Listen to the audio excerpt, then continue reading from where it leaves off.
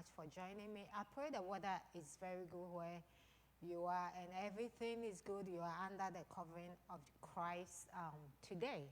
So I thank God for your life, for your family life. Thank you so much for joining me. And I was thinking about something. And I'm like, my viewers, we call this show Woman of Influence. But guess what? My viewers, you guys influence me so much. Anytime I see you, it helps me to love what I'm doing. So I'm not just influencing you, you two are influencing me by even watching the show, sharing it on the group, sharing it on your page, and all the things that you guys have been doing. I'm very grateful. So I want to mention that to you. So thank you for joining me today. It's going to be a wonderful, wonderful show today. So thank you so, so much. Please take a minute of your time and share the video on your pages, share it in the groups, tag a friend to come in. We are going to talk about a very sensitive topic which needs to be addressed, and we're going to talk about that. And I have a great privilege, a man of God that I have admired from afar. Actually, I jumped from my bed when he said he was going to be here because he's a very, very busy man. So for him to drop everything and be here before I even get here, my heart is very, very rejoicing this morning. So thank you. You are in for a treat. So please share the video with somebody. Tag somebody to come in. It's going to be a blessing today. And I want to take this opportunity to welcome Dr. Moses this morning to Woman of Influence show. You are welcome, Doc. Thank you. Thank you. I'm so, so happy that you are here. I am also very happy to be here. When First Lady calls, we definitely have to be. Thank you so, so much. Thank you. So, who is Dr. Moses? We don't know you, so can you please introduce yourself to the viewers? Okay, I am Moses. My mom loves to call me Moses, and I'm married to Shaw. I have two boys, Matthew and Michael. My background is actually in organizational leadership and executive leadership.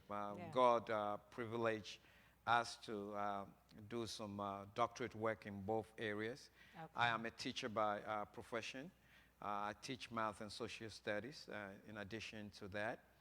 But I have been in ministry for about 25 years. Yeah. My family have served as a missionary in Malaysia and Singapore area for some time, and we are back in the United States.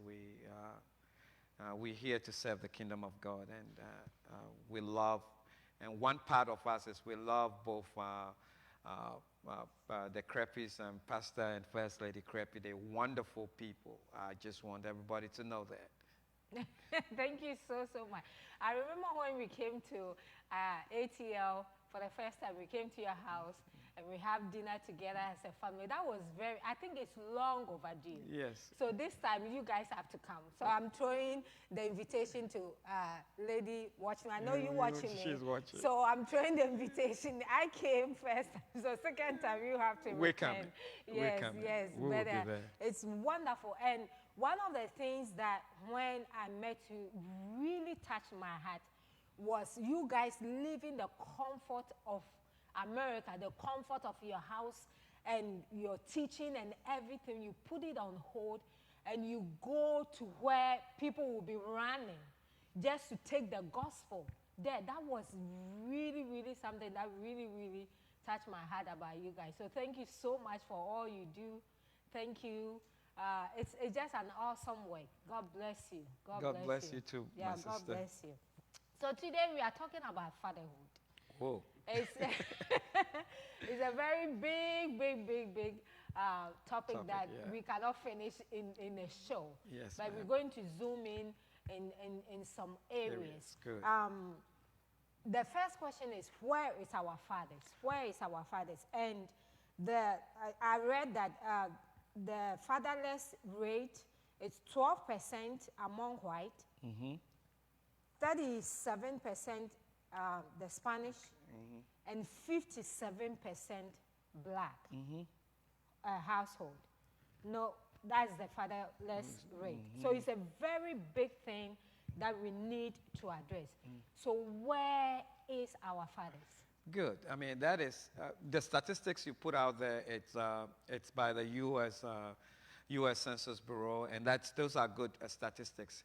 The first observation I'm going to make from that statistic is that fatherlessness cuts across all races. There's even 12% among Caucasians. Yeah. There are 37% close to that among Hispanics, and 57% among African Americans. Now, where are they? And that's a very interesting situation. When we consider fatherlessness, a lot of people will say, maybe with African Americans, a lot of people will focus on the fact that, hey, our fathers are in jail. You know, they'll start from that. Yeah. But I want you to know that the 57% is not all of them that are in jail. Okay. Some of them are even in the grave because of the violence in our neighborhoods and stuff like that. Fathers do not get a chance to even stay to take care of their children, so some of them are in the grave. And then you also have a situation where fatherlessness have now become a decision people make. There are people who do not take their responsibility serious. They just think they are just sex machines to produce children. Wow. So they make the children and they walk away. And that is also where our fathers are. Our fathers are AWOL. They have walked away. Right. But this is what I would like to mention, since I'm addressing women as well. Yeah. You'll be surprised to know the fatherlessness, our fathers are out of the house sometimes as a decision by the women. Let me pause there. Let me let that sink in. Yeah. You see, some of our women have made a choice that I don't need a man in the house. I just want a baby. Wow. So some of our fathers are out of the home because the mothers have made a decision. Now, yes, majority of the fathers have made the choices not to be there. Some of them have walked away. Some of them are in jail and all of that. But I want our sisters and our mothers and our aunties to know that they can create an environment where the fathers can come home. Some of them are not at home because of our mothers have made those choices. And some of you will be wondering if even we have a prototype in the Bible. Yeah. If a woman makes a choice for the father to be absent. Yeah. If you remember the Abraham story, after Sarah could not stand Hagar, Sarah made sure that Ishmael and Hagar are out of the, decided that Ishmael was going to be fatherless. Wow. So there are situations where decisions are made. But I want to say, if you have a brother, and if you have an uncle, and even if you have a husband, I want them to know that fatherlessness has consequences. It is a problem. It creates problem. What you could have mentioned is this.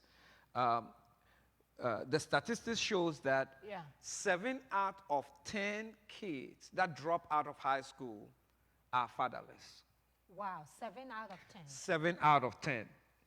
Statistics shows that children who commit suicide, those who are fatherless, are twice as many as children that commit suicide. Wow. So fatherlessness has consequences. For younger girls, teenage pregnancy records that majority of them are from fatherless homes. So fatherlessness have consequences. So fathers, wherever you are, wherever you have gone, I pray that you come home because your children need you. Yeah, because, you know, personally growing up, my mother was always there. But half of the time, or even more than half of the time, my father wasn't there. And with all the things I've been through from childhood till now, and thank God, now I have a man home. Sometimes when I see my husband and the way he treats the children and the impact he's having in their life, I personally am like, I wish I could have had that. You know, but there was a lot of things that went on in my life personally that I think that if maybe my father was there, it could have been different. Yes. So it's a very, you know, great vacuum. You know, when it comes to boys, it's a different thing. When it comes to girls, it's another different thing. Because girls always look for their father approval. Yes. So if father is not there, then they don't do anything. Yep. Because nobody is there to approve that you are doing well. You know, you are doing this, you are doing this. And some of us, we didn't have that.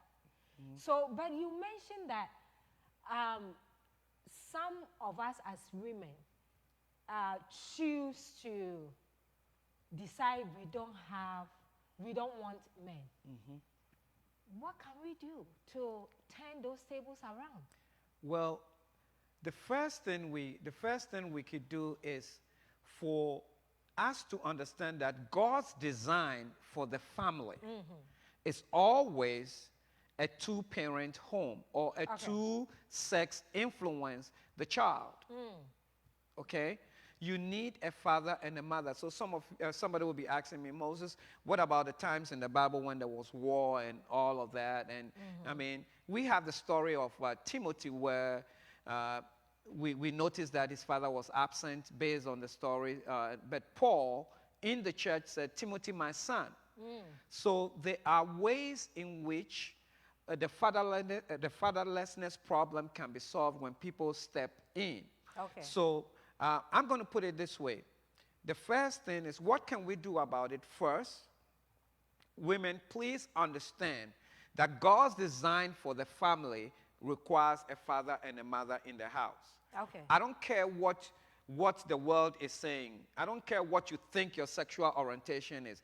The family was not designed for two mothers and two fathers. Okay. The family was designed for a father and a mother. Yeah. And when you read 1 Thessalonians chapter 2, from 11 down very carefully, you will find out Paul spiritualizes it and tells the church that, look, I was like a nursing mother to you, making sure that I was gentle and all of that. Then when you come to the later verses, he said, I was also like a father to you, encouraging and pushing you along. Yeah. So in the family of God, you need both the maternal instincts and the paternal instincts.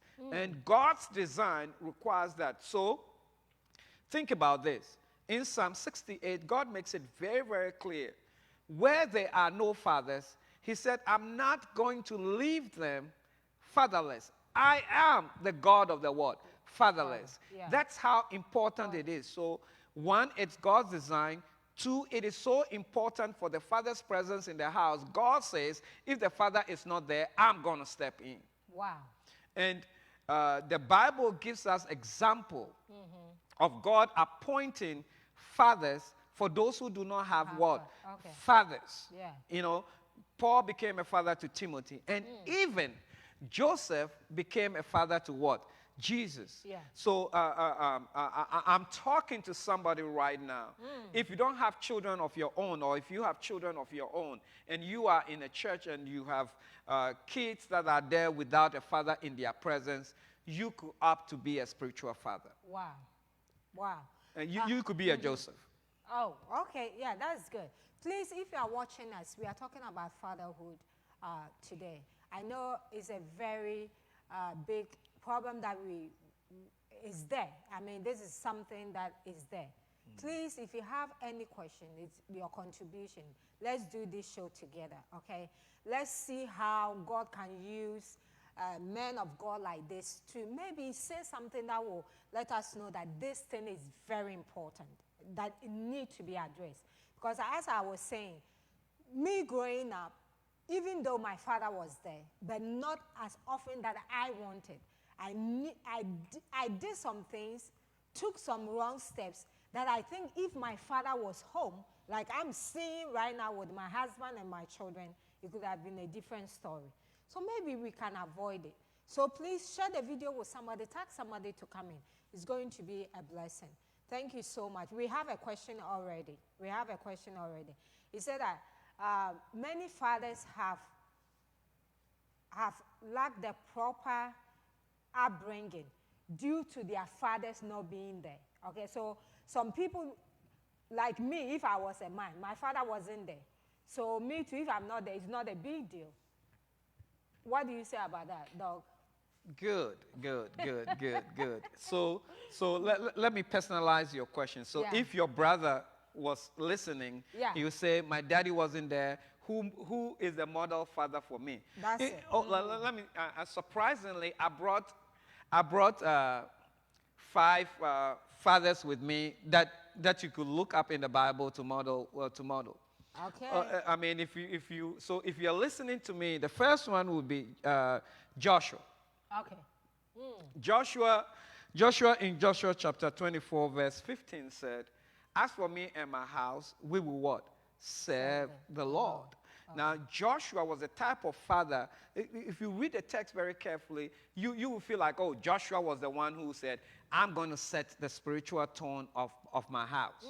Or Joshua was the one who said, everybody in my house is going to church. Yeah. But it's more than that. Joshua said, as for me and my house. So Joshua said, I am going to be a model of what I expect spiritually in my house. Wow. So a good father is the type of father that models spirituality. They set the tone in the house, but they model what they want to say.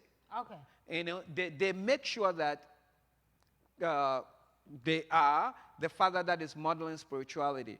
And I have another father that starts with a J. Okay. His name is Jairus. Yeah. You remember the Jairus story? Yeah. The Jairus was a very, if you read the story very carefully in Mark chapter 5, Jairus is a very interesting character. The Bible describes him as one of the rulers of the temple. So Jairus was a man of influence. He had power, had influence. But when Jairus saw Jesus coming, the Bible says, in front of the crowd, he fell at the knees of Jesus. So good fathers are the type of fathers that demonstrate publicly their relationship with God. Okay. But not only that, Jairus at that time had a daughter who was in need. So Jairus pleaded with Jesus to come home and pray for the daughter. Pleaded. So if any father is listening to me, or anybody who does not have a model father, I want you to look at the model of what? Jairus. Okay. He worships Jesus. He brings Jesus home and allows Jesus to work at the home. Wow. So if you want to be a good father, you should be the type of father like Joshua who sets the spiritual tone and models it, and also bring Jesus home, invite Jesus home. Let Jesus be the one that is at work at the house. And guys, I've also told you about Joseph. Yeah. I mentioned Joseph earlier. And I know in these days we have a lot of blended families, even in the church. You go into marriage and there is a child there, and you're wondering, that's not my child, should I father them and all of that? No. You can father them like Joseph. Okay. Yes, you see, there are a lot of people who are birth fathers, but they are not life fathers. They birth the child and they walk away. Wow. But you could be a life father. Joseph fathered Jesus in such a way that Jesus was known as the carpenter's son. You know, so great influence. Great influence. So you could influence other people's children. And somebody is saying, oh, what about women? Philip. If you read the book of Acts, Philip raised daughters who became prophetess. So a father can also influence not just sons, but they can influence daughters. So what I'm saying is good fathers are able to influence their children, and their influence goes forever. Good fathers set the spiritual tone. Good fathers are not ashamed of Jesus. They bring Jesus in. And then the traditional thing is good fathers are protectors, they are providers, and then they are developers. I mean, Joseph was a developer, and that kind of a thing. So I know you know the two. I mean, the world will give you that. A good father is a protector. Yeah. A good father is a provider. But what we are missing in today's world is setting the spiritual tone, being the priest of your home. But not the type that will send them to church, but you don't go. That's not Joshua. That's not Joshua said, as for me, and my house. So it starts with what? Me first. So I'll go and I'll bring you guys along. Yeah. And Jairus was not ashamed and was able to invite Jesus to their home. But Doc, don't you think that fatherhood in our generation seems to be under satanic attack? Oh, listen, First Lady, I do agree with you. It is under satanic attack. But the important question, we cannot doubt that. Yeah. But the follow-up question will be, do we know how the devil is attacking the fathers? If we are able, you see, like Ephesians 6 tells us, if we know the wiles of the enemy, if we know the tricks of the enemy, then we will be able to actually stand and withstand the devil. If we know the devil's tricks, I mean, we can anticipate it and we can deal with it. Yeah. One of the devil attacks fathers directly. Okay. I mean, the devil, Peter tells us that, look, he's like a lion roaring, looking for somebody to devour. So the devil wants to devour us seriously. But this is the issue. The devil sometimes uses things like material things. Yeah. We have fathers who say, oh, I'm going to provide. And they go work. And they bring money. But the children need much more than money. Yeah. They want the father. They want their advice. They want their acceptance. I mean, they work 3-4 jobs. And money cannot solve all their situations. So the devil can use material things. Okay. To lure the father from the house. You were asking, where are the fathers? Some of the fathers are chasing material things, and that's why they are not at home. Wow. But fathers are providers, because for me, for instance, growing up, my father was like that. Always on the road, because he was a driver. So always on the road driving. And the time that we need him, he wasn't there. School time, he wasn't there. I mean, he wasn't there, but at least the provision was coming. How would they be able to balance it? You said the key word. The key word is balance. So if I am a driver, and what do I do on my off days? Yeah.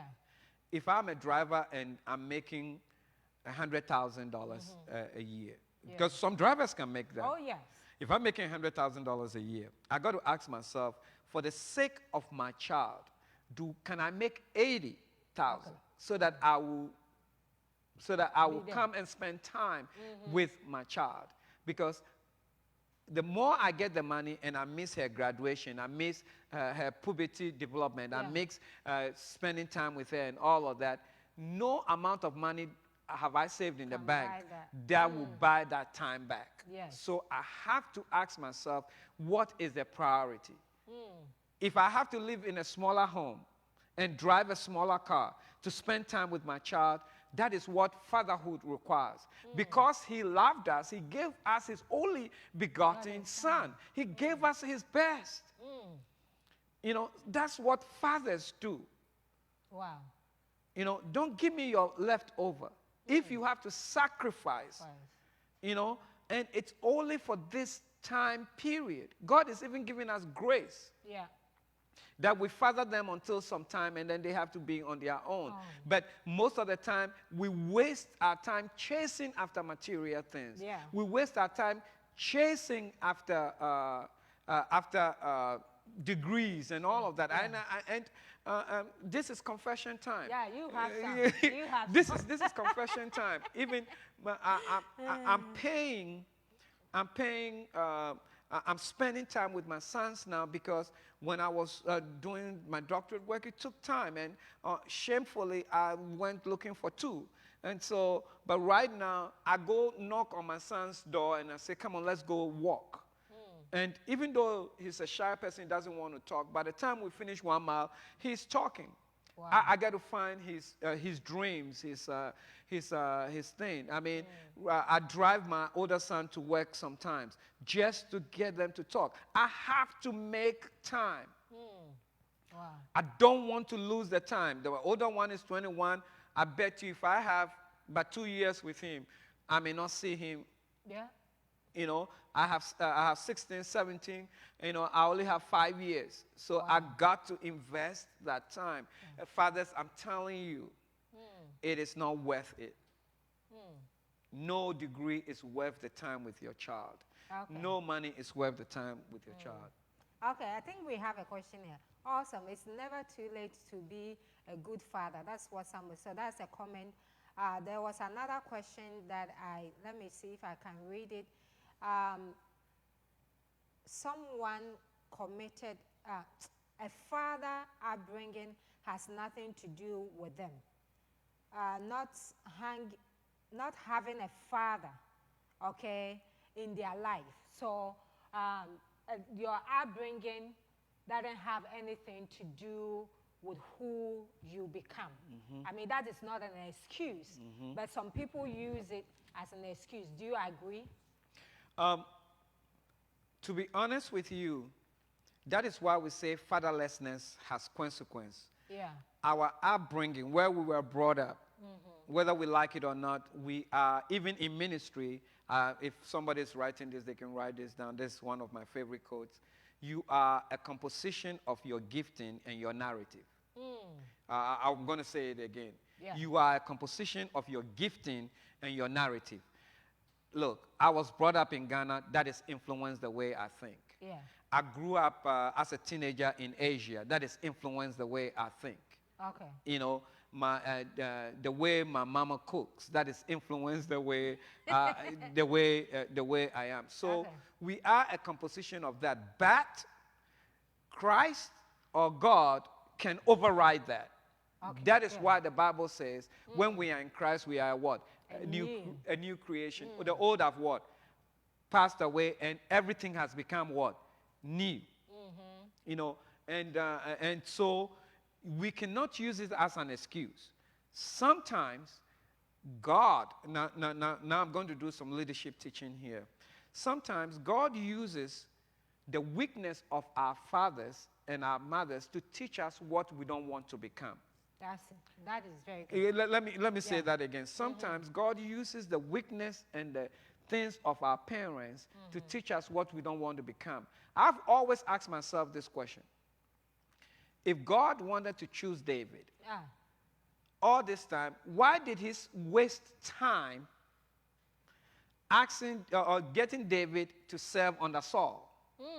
I've always asked myself that question. So it would be a similar question. Why would God give me this kind of father when I don't want to become this kind of father? And this is, First Lady, this is the answer I came up to. It's not mine, but it is by a guy called Gene Edwards. Okay. Now, I'm going to say the answer, then I want you to think about it, and I'll come back. Because there was a Saul in David. Wow. That's why God wanted him to see himself in the mirror, so that when he puts him up as a king, he does not do the thing. Because there was a Saul in David. Oh, remember, David was a shepherd like Saul. David was anointed by the same person, Samuel. Yeah. They were all brought from the fold of the animals they were taking. The same people that sang David had killed 10,000 were the same people that sang Saul's praise when he came. They were anointed by the same person. They came from the same thing. And think about it. Saul made some mistakes. David made some mistakes. Yeah. So God wanted to deal with the Saul in David before he put him up. Wow. So if you see the wrong in your father, pray for grace. Yeah. That you don't repeat them, and pray for strength that God will override that.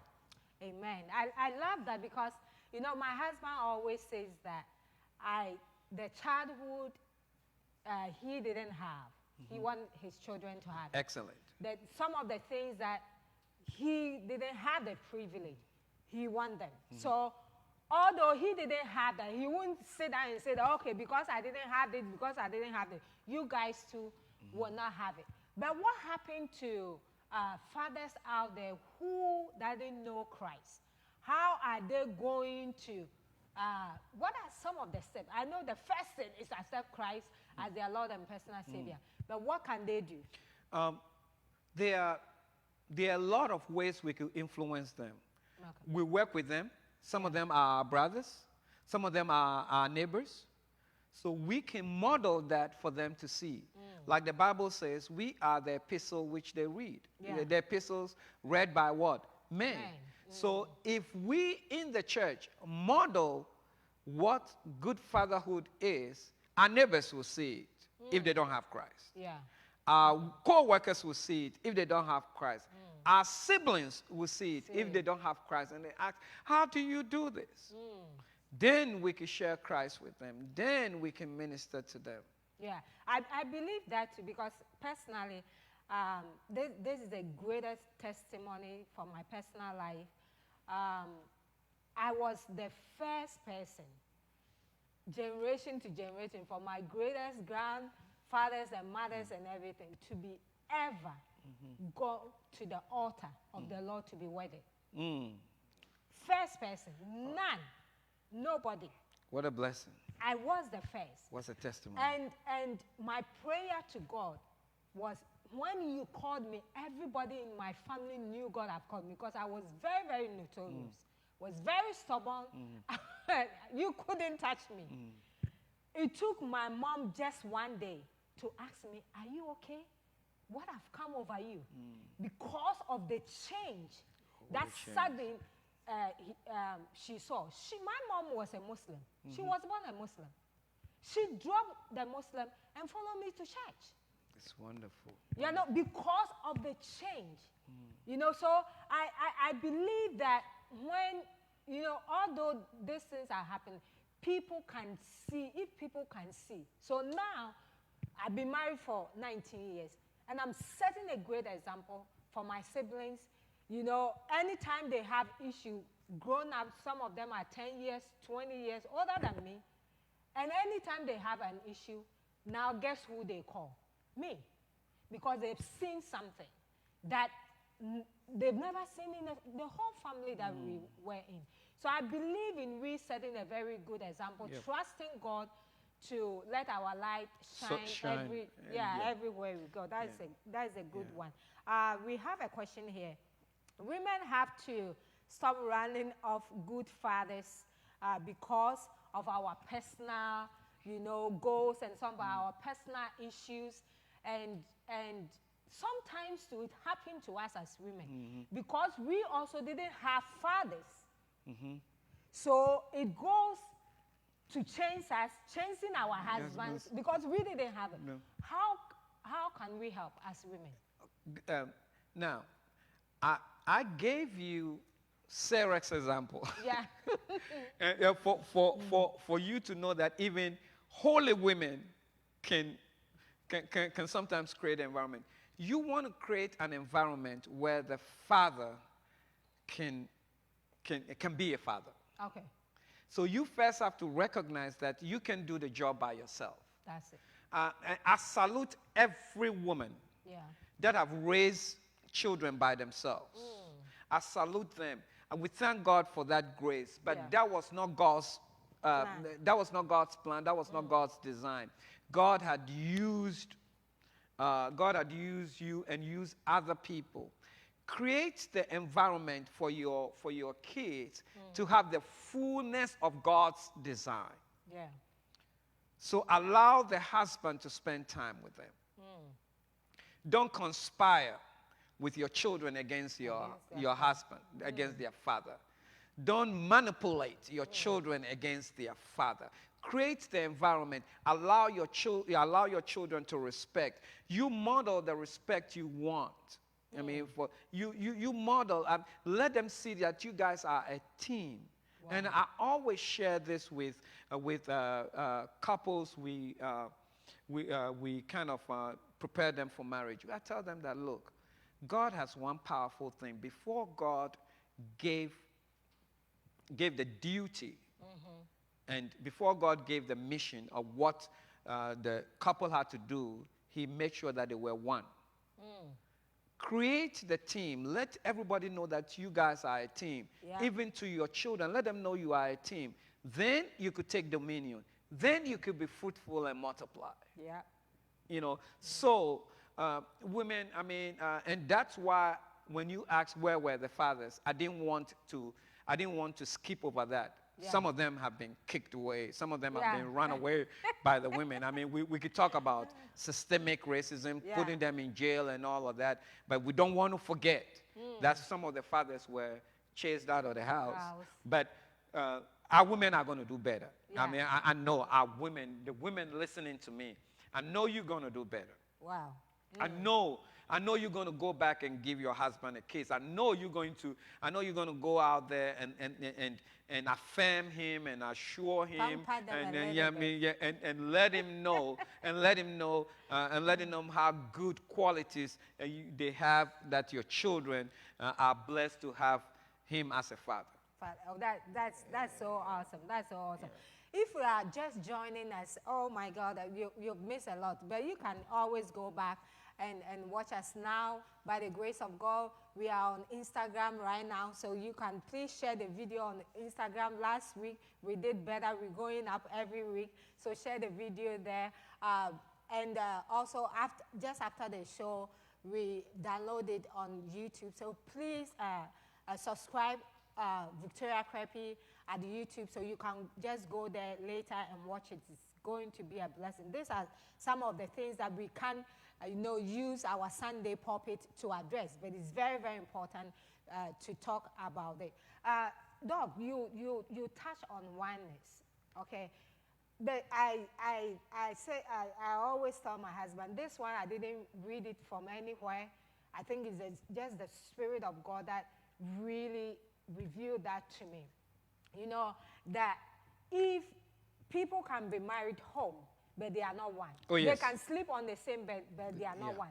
And the reason why, as couples, we are not able to take the kingdom of God and we are not able to take dominion is God didn't see Victoria and God didn't see Georgina. Once we are in here, God sees one person. So when we are praying and we are trusting God and the answer, the angel come to our home. And guess what? He's not seeing Vic and Victoria. He's just seeing Vic and George. George. The blessing, they take it back to God and say, when I went there, but I didn't see one person. I saw two. So it's very important for us to be on one accord in everything. And sometimes our children even play in. So we have decided, if you go to daddy will say, have you talked to mom? If you go to mom will say, have you talked to daddy? So then they know that they cannot play, any one of us. So it's very, very important that we do that too. Yeah. Even though you said you didn't read it anywhere, let me affirm the revelation that you have. Remember the psalm that says how good and how pleasant it is when brethren are together. The psalm ends by saying, it is there that God had commanded his blessing. So where there is oneness, where there is togetherness, God is commanded blessing. But I also want to go back to Genesis, where Adam and Eve were only given responsibility after they established their relationship. So I tell everybody, every marriage has a specific assignment God is giving them, like he gave Adam and Eve. Keep the garden and be fruitful, multiply. So if God is giving that assignment to you, to the couple as one, that assignment is not going to be fulfilled if you guys are apart. Wow. Okay? And the blessing that comes with that assignment is never going to be realized if you guys are what? Together, apart. So the issue becomes husband and wives. Parenting requires father and mother. And just like how you guys came together to produce that child, come together to raise that child. That's it. that is very important. how healthy are the father's role? Okay, to just in a community, in their son's life, how important and how does it bring that stability in the children's life as a father? We said it at the beginning. We saw the consequences of fatherlessness. Suicide, teenage pregnancy, dropouts, Yeah. drugs. We cannot underestimate and we cannot overstate Wow. that fatherlessness is consequential. Wow. Fathers, stop being selfish, running after material things, running after your own careers, running after things and being absent. God designed this in such a way that it can be done when you are present and done well. Yeah. So your role can never be replaced. But think about this. God himself said, I'm going to be the God of the fatherless. He says, look, it is so important to me. When you are not there, I take your place. Please. Wow. That's how important it is to God. Wow. And I joke, and I tell my wife that God never said he's the God of the motherless. Maybe he thought the mothers were going to be there anyway. but maybe it's the fathers that were going to be AWOL. So he knew this was going to happen. So he said, I am the God of the what? Fatherless. Wow. And if you read the Bible, Paul they are fathers. They are surrogate fathers in the New Testament. And even Paul said in 1 Corinthians 4:15, some of you can look at it. He said you have many instructors, but not many of you have what? Fathers. That's it. I mean, it's not everybody in your life that is pouring is a father. It's a father is a very unique characteristic. So if God privileged you to be a father, you got to take it what? Serious. Wow. Wow. You got to take it serious. Wow. You got to take it serious. That's that. Thank you so much for watching. Please continue to share the video. Tag somebody to come in. One of the things that I was thinking about, some of you, those who are watching, you saw the custom T-shirt that I was wearing last show. Maybe next week I will bring it and show it to you. So the whole month of July, the person that will share the video most on your page, everywhere, you're going to have that custom T-shirt for yourself. So the person who is sharing, I have one of my daughters. She's not even in Grace Place here, and she shared my videos everywhere. Such an awesome and encourager. So please, you can join in if you want that T-shirt. When you share it, I will know. Everybody that shared my video, I know, because Facebook will let me know you share it. So those who will share it more this month, you have that custom T-shirt. Whether you are in Europe, you are in Ghana, wherever you are, I will mail that T-shirt to you. So let me throw that challenge there. I think I want to give that T-shirt to somebody. So share the video, tag somebody to come in. Let this be a blessing. Let it be a blessing. Share it on your page. All right? It's a very good information that we are giving right here.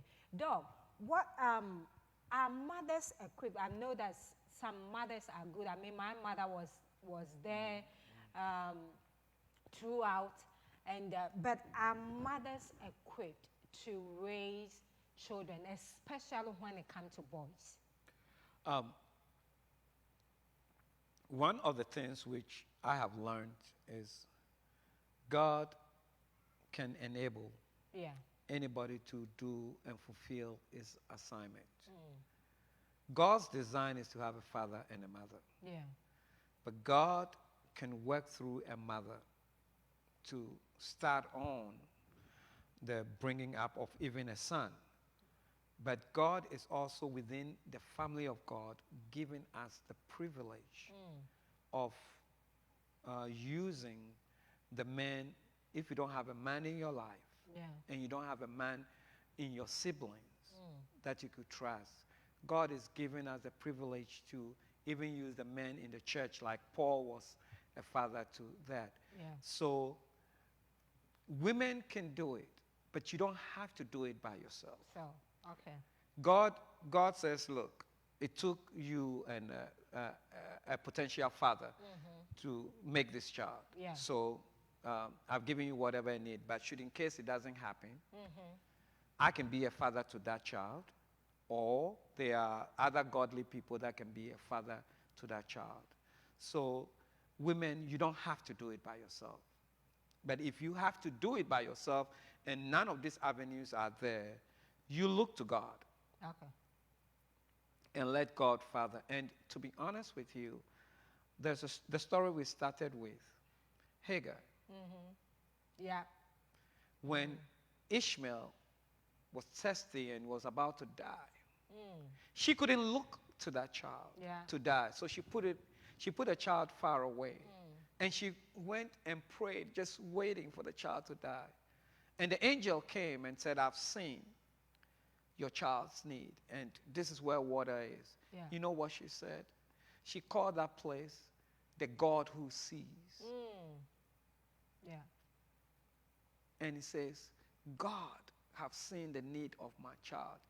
Any woman that is at the sound of my voice, who has a son and you are raising by yourself, I want to assure you that God sees. Wow. And God can step in if you allow him. And that is actually the characteristics of a father. Yeah. A father sees the child from a distance. Oh, I mean, don't get me preaching here. Don't get me preaching here. If you remember the story of the prodigal son, Yeah. the father, whilst he was yet far away, the father could see. Wow. So I wish fathers are also listening to me. Yeah. You see, I mean, look beyond the physical of your child and see into their future. I mean, if you're a good father, I don't care how many kids are coming, when you see your child. You know. But that only happens if you spend time with your child. Wow, yes. That only happens. So that father has spent so much time, so connected to their child, they could see them from what? Far. So just like God saw Ishmael, that father saw. Wow. This is so good. Don't get me preaching awesome. here. No, I don't want. I didn't come here to preach. It's very hard to get preachers to be calm to do a show. Yeah. But you doing awesome. You are doing just awesome. But as you are here, what sometimes is happening that you have a single, mother who has, tried her best throughout. Okay, then maybe half of the journey, God bless her with a husband. Then now a man comes to the house, and sometimes it's very hard in balancing because she has been there, in charge of everything. Then now a man is there, and it's hard to kind of share some of the responsibility, and even sometimes when the men are trying to step in, there's kind of that block. How can somebody like that balance, and give the man a room to be the father? Okay, to the man, look at Joseph. To the man, to the woman, understand that if you say that this man is a blessing to you, and God knew you had a son before he brought the man to your life, and the two of you have become one, then you got to allow him to be a father. Wow. But now let me turn around and say, if you did not pray, and you brought a man to your house that should not be there, and they start preying on your children, you need to call the police. Okay. Because they are not the kind of father you want in your home. You need to call the police if the man is preying on your children, which does not belong to him. And that is why, in that situation, you got to pray for a Joseph spirit to be on the man, Joseph raised that man called Jesus so much that he was called the carpenter's son. But that wasn't his biological son. It can be done. Can. But remember, it was God who told Joseph, go take the woman. Yeah. The child she's carrying is from God. If the man is from God and has instructions from God, woman, allow the man. Okay. You guys will raise a child that will save many. Wow. That's awesome. That's a very, awesome way to look at it. If you know it's God who have given you this man the rest of your life, then trust him that the same God will empower the man to be a man for the children. Yep. But if you go, I tell people, please don't go and catch a fish, clean it, cut the tail and everything, and come and show me what type of fish it is. I can't name it. Yep. Yeah, so if you do that, then you bring him in the house, then that's when all the abuse and everything comes. But I think if it's from God, it will work, because God will do that. We have another comment. Although my father passed and wasn't that example, I thank God for Bishop Krepi for his unconditional love, and that's from our daughter Abby. So at least Bishop have one hands up right there. Okay, Doug, you posted. So you say you follow me. I also follow you a lot. And I read you are somebody that, sometimes when you're on Facebook, you just going through. You are somebody that any post, I take my time and read, because I know I will take something out of it. I've taken your post and preached it. You won't even know it was your post. Go ahead and preach. Go ahead and preach. You won't even know it was your post, because your post is such God sent, and it come at the appropriate time. So you posted that fathers who believe that their children's life matters, they should arise and be a godly father. So if you think that your child's life matters, then just arise and be a godly father. How can we do this? I'll take you back to Luke chapter 15. Because that father in the story, the children's life matter, he did everything. Okay. Provided, protected, and even empowered the child. Do you know, a lot of us read the story very differently. We read the story like the prodigal son, the first mistake they did was to ask the father for their share. No, in the Jewish culture, that wasn't a mistake. Okay. In the Jewish culture, you could ask, when you're of age, you could ask your father for your inheritance. And you could use the inheritance to develop your own business, but whilst your father is alive, part of the profit goes to your father. Oh. But this is what the boy did. The boy moved far away. So it was the estrangement between the father and the son that caused the problem. Okay. It wasn't the inheritance. Okay. It was he moving away. But because these children means a lot to the father. And how do we know it means a lot to the father? The father was expecting them to come back. But you asked me, how do you do it? Yeah. And I'm getting there. When this boy came back to himself, according to the scripture, listen to what the boy said. I will arise and go to who? My father's. My father. Because I know in my father's house there is what? Provision. Yeah. I know in my father's house there is what? Protection. Even my father treats his servants better. So I don't mind even being my father's what? Servant. Wow.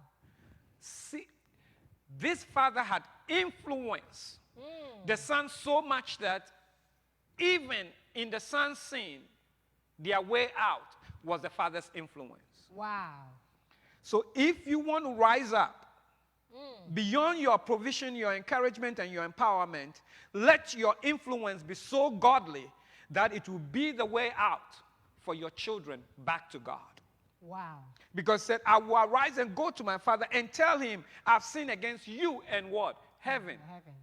So the boy's way back to the God of heaven and to the Father was the Father's influence. Wow.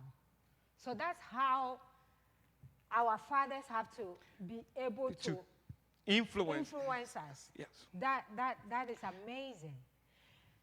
This fatherhood thing is not a joke, dog. It's not. It's not. It is not. It is not. I mean, and there is so much. In fact, anybody listening, if I were you, I'll go back and read the prodigal son story again. We call it prodigal son. Yeah. But I have changed the title to be called the prodigal father. Oh, okay. Because to the older brother, Uh-huh. the father was wasting his love on Yeah. this child that have come back. And that's how much a father should be. They look even beyond our mistakes and our past and give us a second chance. Wow. I was listening to a sermon yesterday and somebody said, you've never grown in your spirituality until you become a father, because you even learn to love more. You learn to sacrifice. You learn to forgive. And you learn to pray more. He said, look, I mean, your children are going to be in a situation where you wake up in the middle of the night and you got to pray. Yeah, As a father. As a father, you got to sacrifice. A good father will not sit there for their children to be hungry, but they will sacrifice and give the best to their children. A good father will make sure that their children have a future. And a good father, even though their child breaks their heart, will give them a second chance. You've not learned forgiveness until you become a good father. And think about all the things I've said. They are all the things God gave us. So that's why he's what? Our Father in heaven. Good father. That's why he's our good father. He really is. I have, is it a question or a comment? I think we need to take positive example for fatherhood more into our community. How do you feel we can do that? I've made it clear that we need to be the fathers in the church. Okay. Who are doing our best. We may not be perfect, but who are doing our best. We need to recognize that we are epistles read by men, and let our fatherhood become a testimony to our neighbors, to our co-workers. That's the positive example. But do you notice what I did at the beginning? I told you I brought with me 5 fathers. Yes. I took 5 fathers from the Bible who are great examples. Joshua, Jairus, Joseph, Philip, Paul. They are examples that we from the pulpit need to present. We talk so much about fathers who have left the homes, who are in jail and all of that. We probably need to preach more about good fathers. Okay. I mean, a father with authority and power in the streets kneels down before Jesus and said, please come to my home.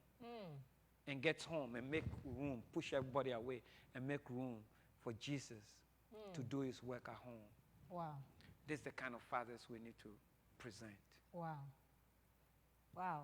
This has been very awesome. Very awesome. I pray that it has been a blessing to you. Doug, what type of advice would you give to a son watching? What type of advice with all what is going on and all the things that we are seeing now and everything, what type of advice would you give to a son, a father watching? For a father, if you are not in the home, I want you to think about reconnecting, recommunicating, and recommitting with your son. That is what the prodigal son and the father did. But sons, I know to some of you it will be very difficult because your fathers have caused you a lot of pain and a lot of hurt. The first thing I need you to do is to go to God and allow God to heal the wounded soul and allow God to pour his love in you. Then from there, you could go back to reconnect, recommit, and recommunicate with your father. And if there is a father who you are recognizing that your absence has caused pain, I want you to cry out to God for him to forgive you and to heal you, the mother of your child, and allow God to reconvene the family together. But to the men, if the woman is already moved on with their life and they are married, I want you to respect their marriage, honor their marriage, but love your sons. Honoring their marriage means the father who stepped in when you weren't there, you got to honor him as well and partner with them. Don't compete. Don't go out showing off that I had her before you. I mean, some of you will get used to me. I speak it the way it is. But honor her, her marriage, and go back and love your children. Oh my God, what a show, what a show, what a show. Thank you so much for watching. And please, if you are a father, as Doug said, it's never too late. I think the greatest example that we can all have is to look at our God. What sin have we not sinned? What mistake have we not? But he still loves us.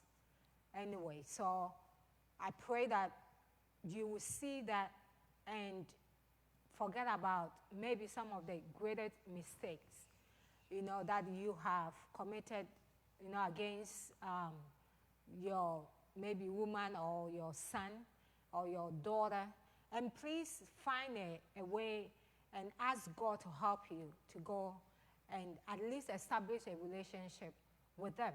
I read from somewhere, I don't want to mention the person's name, but he was saying that when he entered into a relationship, it was very, very difficult for him to be committed to the wife. Why? Because he was afraid to laugh and get hurt, because he thought that the wife will one day run away or something like that. So for years, the wife was showing all love and everything, but he couldn't open up just because he was afraid just to laugh.